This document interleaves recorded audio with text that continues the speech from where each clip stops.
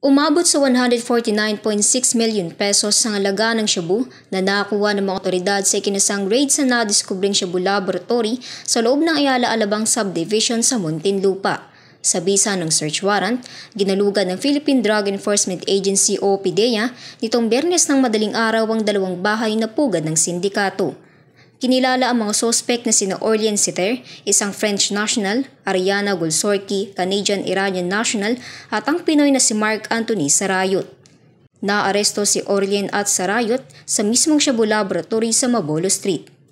Ayon kay OIC Assistant Secretary Gregorio Pimentel, Deputy Director General for Operations ng PDEA, two search warrants served in this village, and based on our surveillance, we are very successful to prove that there is a Shabu laboratory operating here. This Shabu laboratory is being operated by a Canadian national and a French national in cahoots with Filipino contacts. So the two are arrested, and one of their Filipino contact is arrested. Their operation has been existing long time ago because their connections here, some are already in the National Bereaved Prison, some are already serving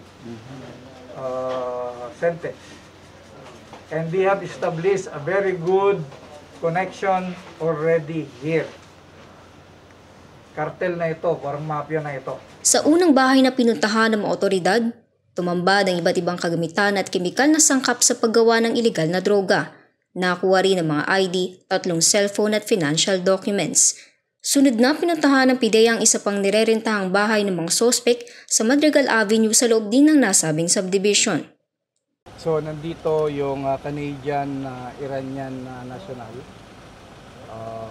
And then binakrown natin ito, may records na rin ito sa US for fraud. And we believe na ito yung financier ng sindikato na to that has connections with the Australian drug syndicates, Mexican cartels, at saka Canadian drug networks. Naaresto ang sinasabing umano'y big boss at financer ng sindikato na si Ariana Gulsorki sa inuupahan nitong bahay sa Madrigal Avenue. Naabutan din ang driver at katulong nito na tumangging may alam sa operasyon ng ilegal na droga.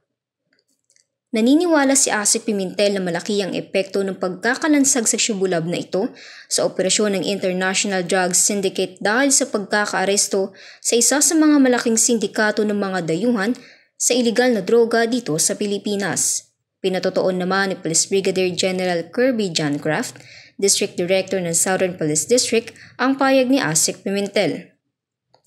Opo, this is a search warrant operation led by the PDEA. So ang PNP, particularly po ang ating Southern Police District, is supporting the PDEA in this operation.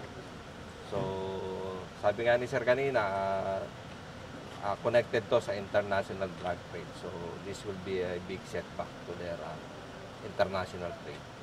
Nakasamsam ang nasa 2 kilo ng hinihinalang iligal na droga na may 13,600,000 pesos ang halaga na nakasilid sa 2 malaking plastic sachet, 5 cellphones, ATM cards at 1 passport. Naabutan din sa garahe ng bahay ang mga bago pang kagamitan na posibleng gagamitin sa paggawa ng shabu, kabilang ang x-ray machine, water pump at freezer. Itinagi naman ni Gulsorki ang mga paratang sa kanya. Do you own these illegal drugs? No. Is it true that you operate illegal drugs here? No. So can you explain yourself? Where are they from? I have no idea.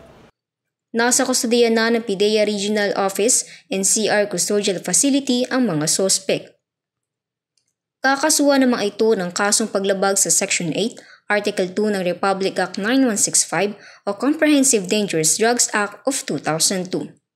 Ako, si Kim Maunay, walang inaatrasang balita.